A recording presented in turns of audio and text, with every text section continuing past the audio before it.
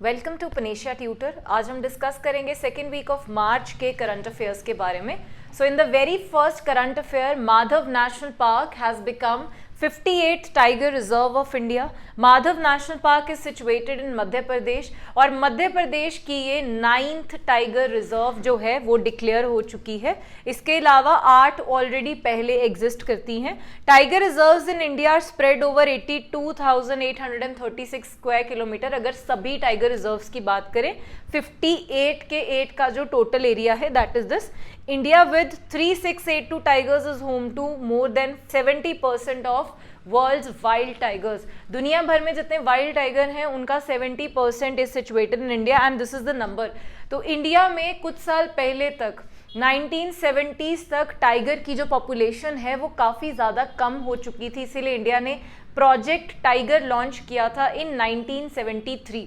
उसको 50 साल पूरे हो गए थे इन 2023 और इंडिया ने सिग्निफिकेंट इंक्रीज किया है टाइगर पॉपुलेशन में, जिनमें इन रिजर्व्स का एक बहुत बड़ा रोल रहता है। इन टाइगर रिजर्व्स ने टाइगर पॉपुलेशन को इंक्रीज करने में काफी बड़ा कंट्रीब्यूशन दिखाया है।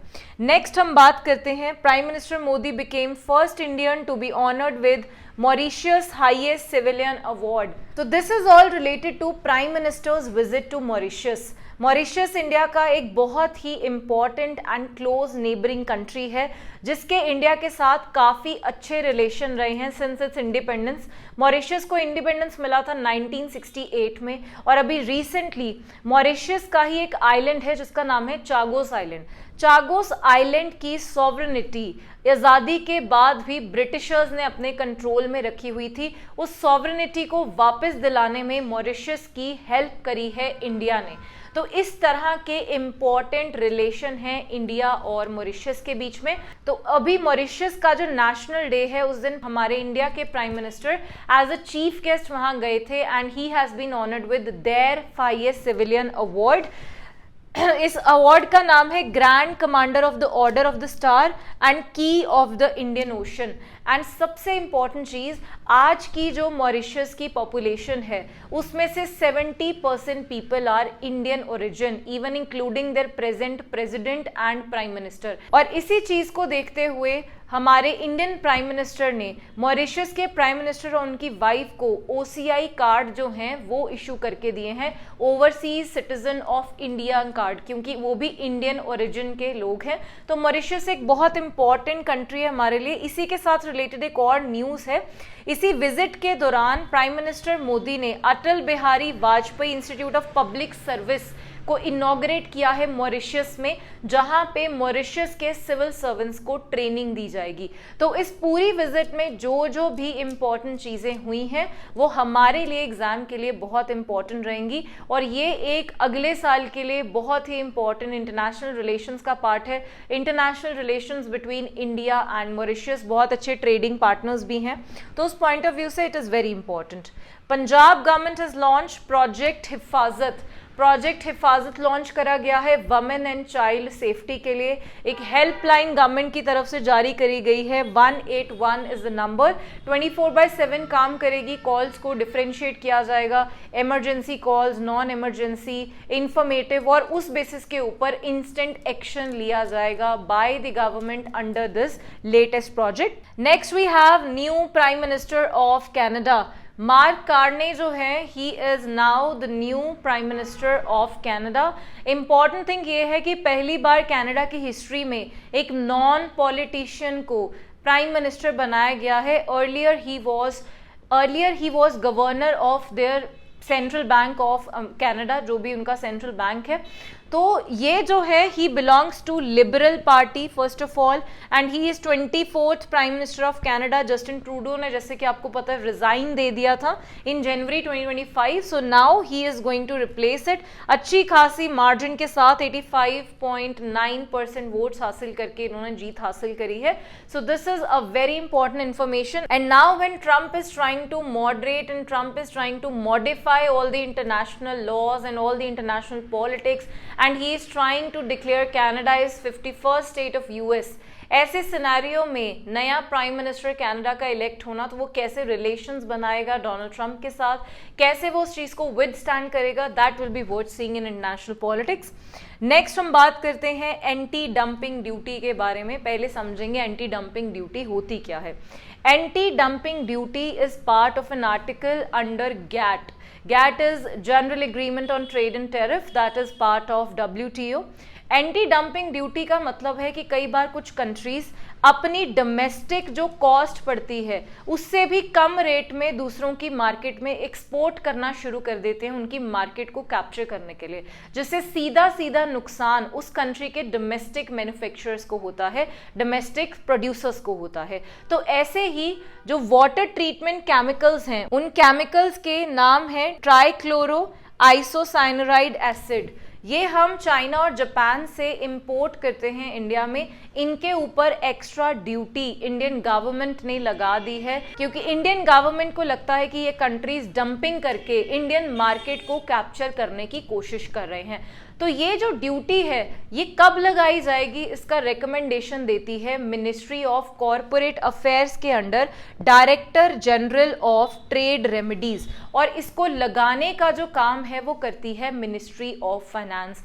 तो dumping is a very very important topic under World Trade Organization, और चाइना बार बार बहुत सारे गुड्स में ऐसी चीजें वर्ल्ड ओवर करता रहता है डोमेस्टिक मार्केट्स को, वर्ल्ड ओवर मार्केट्स को अपने ऊपर डिपेंड करने के लिए। तो इन सब चीजों के साथ लड़ने के लिए हमने ये प्रोविजंस बना रखी हैं। Next we have name of the Commonwealth Federation Games. Name of the Commonwealth Games has been changed to Commonwealth Sports. Common games जो फेडरेशन है उसका जो नाम है उसको चेंज करके कॉमनवेल्थ स्पोर्ट्स बना दिया गया है। तो क्योंकि अब वो कॉमनवेल्थ जो स्पोर्ट्स हैं उनको एक स्पोर्ट मूवमेंट की तरह ट्रांसफॉर्म करना चाहते हैं, ना कि सिर्फ एक गेम्स की तरह। तो उसके अंडर जो इम्पोर्टेंट कुछ चीज़ें हैं ये अनाउंसमेंट करी गई थी on the occasion of Commonwealth day. Commonwealth आपको पता है उन सब कंट्रीज के ग्रुप को बोला जाता है which were once colonies of Britishers. ठीक है, तो India is also part of Commonwealth Games. तो एक तो लोगो जो इन्होंने नया इंट्रोड्यूस किया है इसमें जो 3 लाइंस हैं ये रिप्रेजेंट करती हैं ह्यूमैनिटी, इक्वालिटी एंड डेस्टिनी को। और इस बार जो कॉमनवेल्थ गेम्स होंगी इन ग्लासगो 2026 वो इस लोगों के साथ होने वाली फर्स्ट एडिशन है अंडर किंग चार्ल्स III। तो उन्होंने एक मैराथन जो है वो अभी शुरू कर दी है, अभी से लेकर वो अगले साल तक मैराथन चलेगी, which is the longest relay marathon जो चलने वाली है। तो ऐसी सारी इंपॉर्टेंट डिटेल्स हैं जो हम याद रखेंगे। कॉमनवेल्थ की हिस्ट्री आप एक बार जरूर गो थ्रू कर लिए। Next we have Asian Cricket Council. Asian Cricket Council के मेंबर थे जे शाह। जे शाह अब जो पहले बीसीसीआई के मेंबर थे, यंगेस्ट इन बीसीसीआई, फिर उसके बाद वो एशियन क्रिकेट काउंसिल के मेंबर बने। Now he is president of international cricket council. ठीक है, तो बीसीसीआई में जिस पोजीशन पे जे शाह काम कर रहे थे उस पोजीशन को रिप्लेस किया है राजीव शुक्ला ने। He is not the president, लेकिन जिस पोजीशन पे वो थे उस पोजीशन को रिप्लेस किया है। इसी के साथ जो नया एशियन क्रिकेट काउंसिल के प्रेसिडेंट हैं उनका नाम है शम्मी सिल्वा। ये नाम भी इंपॉर्टेंट है। और जे शाह को जिसने रिप्लेस किया उनका नाम है राजीव शुक्ला। आईसीसी के एट प्रेजेंट जो प्रेसिडेंट हैं वो इंडियन हैं, Jay Shah, who was earlier member of ACC and before that he was member of BCCI. तो ये इंपॉर्टेंट इंफॉर्मेशन है। Next is a naval exercise named as Sea Dragon. Sea Dragon multilateral exercise है anti submarine warfare के लिए। Multilateral मतलब multiple countries इसमें participate करती हैं। गुआम कोस्ट से ये शुरू हुई 4 मार्च से 19 मार्च तक। It is hosted by US navy 7th fleet, और इसमें जिन कंट्रीज ने पार्टिसिपेट किया है वो है India, Japan, Australia and South Korea. तो बेसिकली ये जो नेवी एक्सरसाइज है it is between 5 countries and these are the names US, India, Japan, Australia and South Korea. जैसे मालाबार एक्सरसाइज है which is also bilateral exercise जिसमें Quad countries participate करती हैं। वैसे ही इंपॉर्टेंट एक्सरसाइज है, याद रखिए, Sea Dragon naval exercise is multilateral जिसमें 5 कंट्रीज पार्टिसिपेट करती हैं और इस साल का एडिशन यूएस ने होस्ट किया है। नेक्स्ट इज एक्सरसाइज खंजर. एक्सरसाइज खंजर is special forces exercise between India and Kyrgyzstan, और इस साल का एडिशन किर्गिस्तान ने होस्ट किया है. इसमें इंडिया से जो पार्टिसिपेट करने के लिए फोर्स गई है उसका नाम है पैराशूट रेजिमेंट, और किर्गिस्तान की फोर्स का नाम है किर्गिज स्कॉर्पियन ब्रिगेड. और ये आपस में एक दूसरे को स्किल सिखाएंगे, जैसे sniping, difficulty building interventions and mountain craft जैसी चीजें एक दूसरे को सिखाएंगे. तो जो खंजर हमारी एक्सरसाइज है that is a special force exercise between India and Kyrgyzstan. ऐसी एक और एक्सरसाइज है bongo Sagar. Bongo Sagar is a naval exercise between India and Bangladesh. नाम से याद रखना है, Bongo is for Bangladesh, Sagar is related to India. The exercise was carried out in Bay of Bengal to improve the interoperability. First edition इसका हुआ था 2019 में. Fourth edition जो हुआ था वो पिछले साल नवंबर 2023 में हुआ.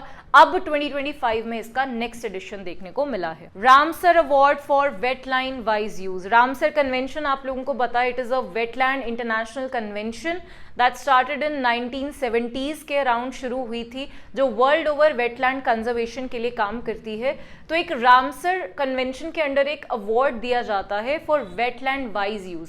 पहली बार ये अवार्ड किसी इंडियन को मिला है जिनका नाम है जयश्री. जयश्री एक एनजीओ रन करती हैं इन चेन्नई. शी इज अ को पार्टनर इन दैट. उस एनजीओ के अंडर उन्होंने इंडिया के काफ़ी सारे वेटलैंड्स, पर्टिकुलरली इन चेन्नई, उन वेटलैंड्स को कंजर्व करने के लिए जो एफर्ट किया है उसके लिए इनको रामसर अवार्ड दिया गया है. So she is the first Indian to receive this award. And first वाली चीज़ है इस पार्ट ऑफ स्टैटिक जीके, तो ये बहुत इंपॉर्टेंट चीज़ है, हम इसको अच्छे से याद रखेंगे. Last for today is the air quality report by IQ Air. Swiss report भी हम इसको कहते हैं. Swiss Technologies नाम की कंपनी इसको जारी करती है IQ Air नाम की रिपोर्ट की. As always, it is not a good report for India. First rank पे जो सिटी आई है, most polluted city, Byrnihat, it is in Meghalaya, India. Meghalaya और असम के बॉर्डर के ऊपर है, इंडस्ट्रियल सिटी है, which has been designated as most polluted city in the world. और जो सेकेंड रैंक पे सिटी है that is new Delhi, again in India, and new Delhi is the most polluted capital in the world. और ये fourth time है कि new Delhi इस position पर एग्जिस्ट करती है. टॉप 20 में से 13 सिटीज इंडिया की हैं. ओवरऑल रैंकिंग की बात करें तो India is at 5th position. India से आगे जो कुछ कंट्रीज हैं वो हैं Chad, Bangladesh, Pakistan and Congo. तो 4 कंट्रीज हमसे आगे हैं, लेकिन स्टिल इंडिया जो है that is on 5th position. यहाँ पे we have a little bit of positive image that India was earlier on 3rd position in this ranking and now it is at 5th position. तो थोड़ी बहुत improvement है. जिस pollutant के basis पे ये रिपोर्ट जारी करी गई है that is particulate matter 2.5 concentration, and particulate matter 2.5 is quite a good amount of pollutant that is found in India. तो उस पॉइंट ऑफ व्यू से ये रिपोर्ट में इंडिया का रैंकिंग यहाँ आना वॉज वेरी ऑब्वियस. तो इंडिया के अकॉर्डिंग हमने 7% रिडक्शन देखा है पार्टिकुलेट मैटर 2.5 में. WHO जो स्टैंडर्ड सेट करता है दैट इज पार्टिकुलेट मैटर 2.5 का कितना कॉन्सेंट्रेशन होना चाहिए, दैट इज अराउंड 5 माइक्रोग्राम पर क्यूबिक मीटर. लेकिन इंडिया का जो सेंट्रल पॉल्यूशन कंट्रोल बोर्ड है वो इस चीज को 40 माइक्रोग्राम पर क्यूबिक मीटर पर सेट करके रखता है, और इंडिया का average PM 2.5 concentration is 50 microgram पर क्यूबिक मीटर. जो हाईएस्ट पोल्यूटेड सिटी है हमारी, उसका जो PM 2.5 लेवल है दैट क्रॉसेस 120, और न्यू दिल्ली का जो लेवल है दैट इज 91.6. तो बहुत बुरी कंडीशन एयर पॉल्यूशन के केसेस में इंडिया की इन रिपोर्ट्स में देखने को मिलती है.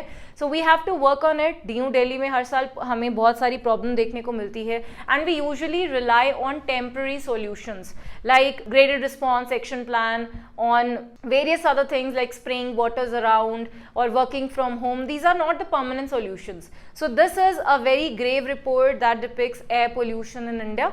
So this was all about second week of March. बने रहिए हमारे साथ हमारे YouTube चैनल पर.